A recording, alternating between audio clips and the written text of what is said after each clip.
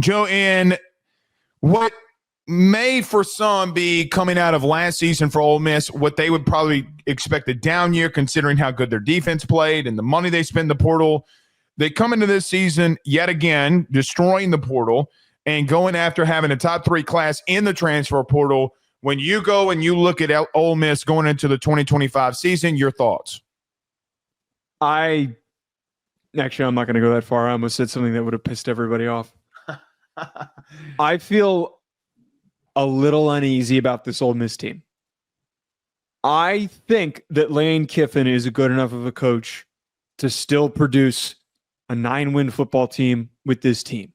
Last year was an underperformance, and I think that he's going to get the most out of this group. But I need to read a couple of things that catch my attention. All right, do it. These are the guys that they lost to the NFL draft.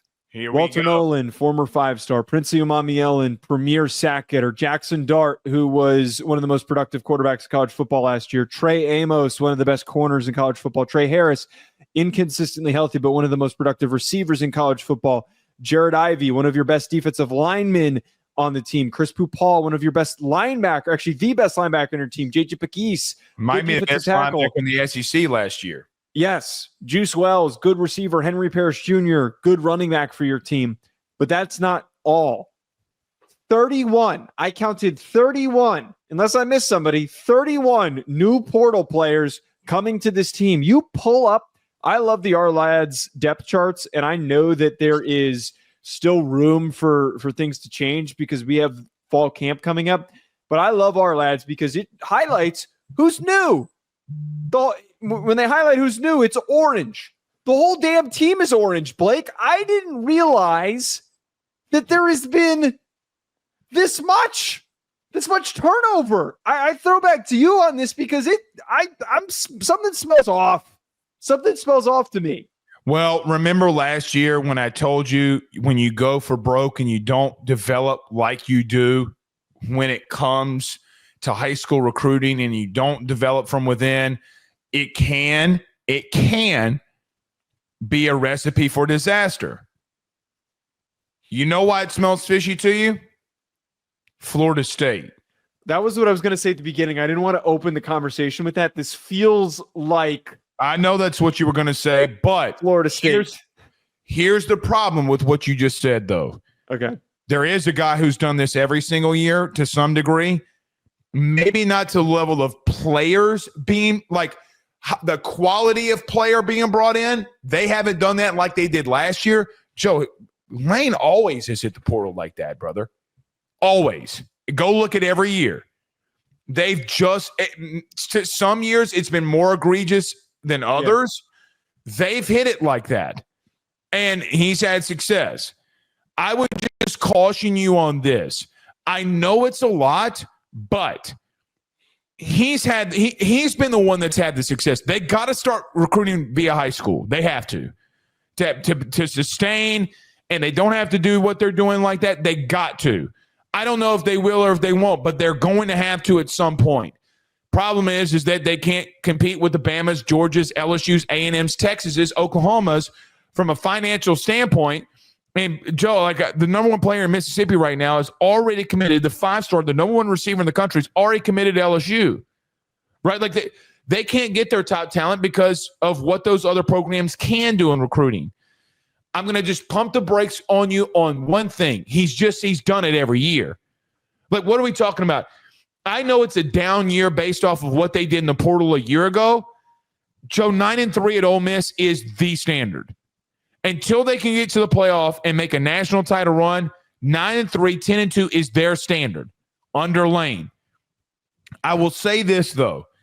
Offensively, they have a lot coming back. And they did something this year that they refused to do a season ago. Joe, they went on the offensive line and got 4 guys.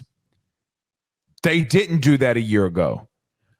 I do think that they have evaluated from the portal better than anybody on these lower tier guys. But you look at 4 new offensive linemen, you look at receiver, you look at you having to replace a first-round quarterback in Jackson Dart.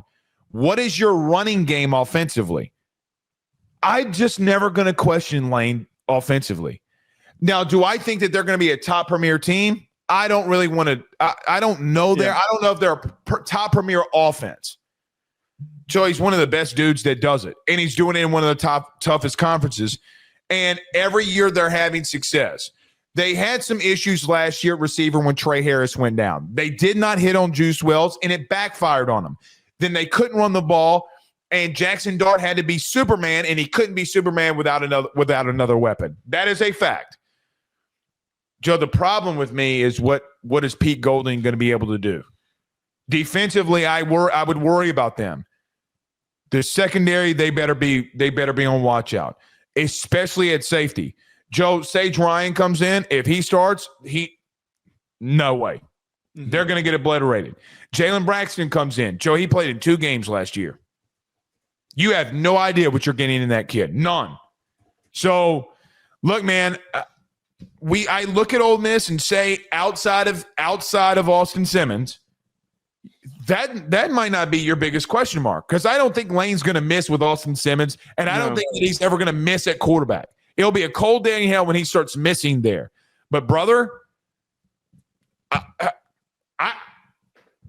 I could see him going to the playoff because it's Lane pulling one out of the hat.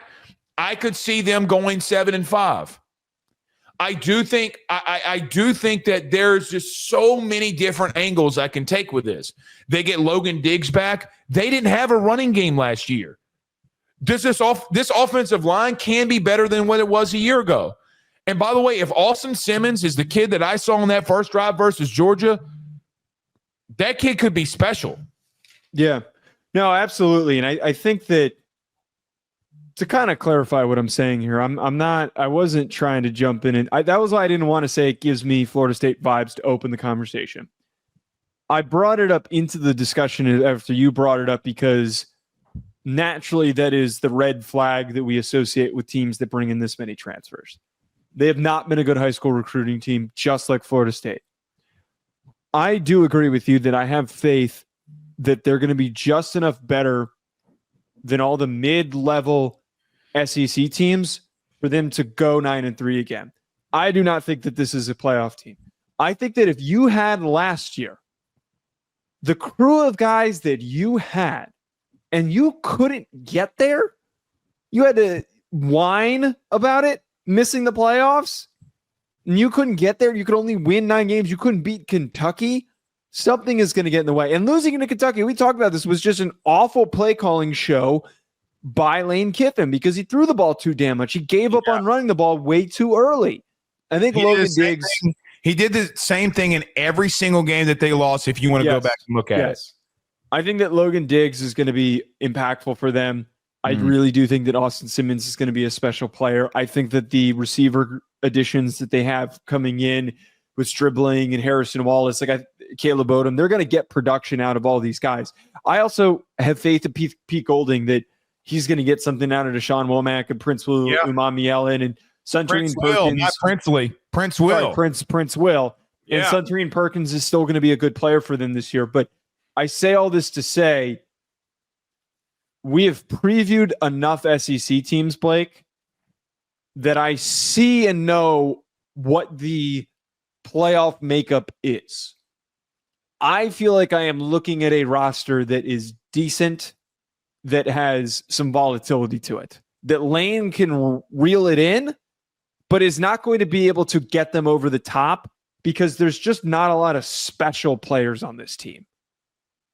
The last time that I said that, they went 10-2 in the regular season. What year was that? 2 years ago. Trying to remember. And then because Jackson Dart's coming in, you're post the Matt Carroll era. We have no idea what Jackson Dart is. We have no idea with all the offensive linemen that they brought in. We have absolutely zero idea what Pete Golding is and what their defense can do. And they go 10-2 and they beat Penn State in the Sugar Bowl or no, maybe the Fiesta Orange Bowl. I forget what bowl. But whatever bowl it was, they wind up beating Penn State. Well, Joe, that's right. I mean, Quinshon Judkins had his emergence. That was his second That was his second year. So we already kind of knew about Quinshon Judkins. I think we kind of like knew about some of the big Who's going to be playmakers. the next guy? You know, like it's Right. exactly what happened 2 years ago. Dude, all I would say here would be this.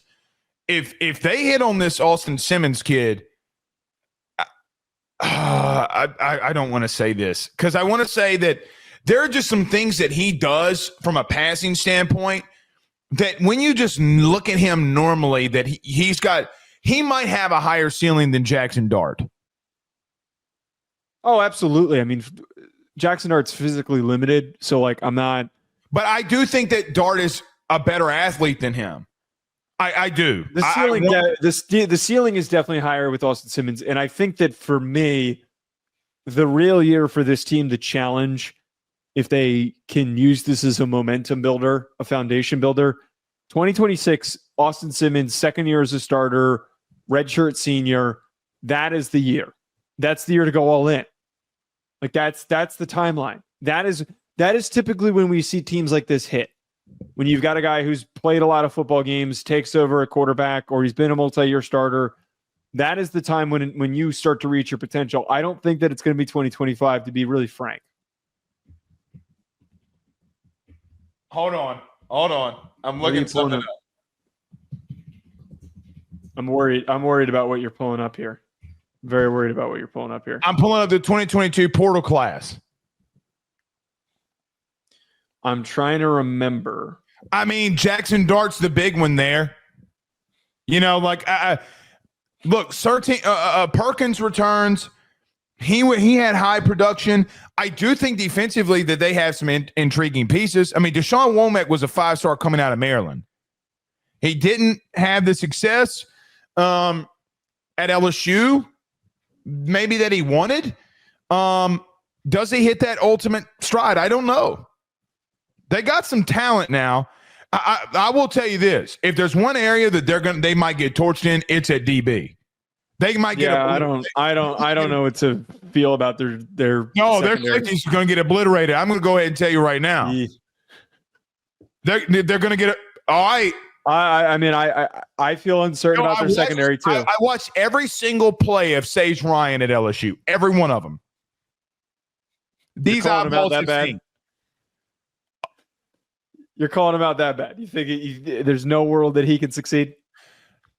If he does, it's because that Pete Golding is a wizard. Well, we've seen him get the most out of guys unexpectedly. It's possible. Give the man the Broyles Award if it happens. I mean, I'm just dead serious. Give the man a Broyles Award. Could you imagine? We should pull if he goes on to win the Broyles Award. Could you imagine? Well, we got to remember to pull. Oh, we do have to remember to pull us. Yeah. Look, I do think there's a ceiling for them, right? I just look to go 9-3. They have to pull something off, and we'll just have to wait and see if they do. Yeah, gonna need to sneak a win against LSU or against South Carolina, one of their tougher opponents.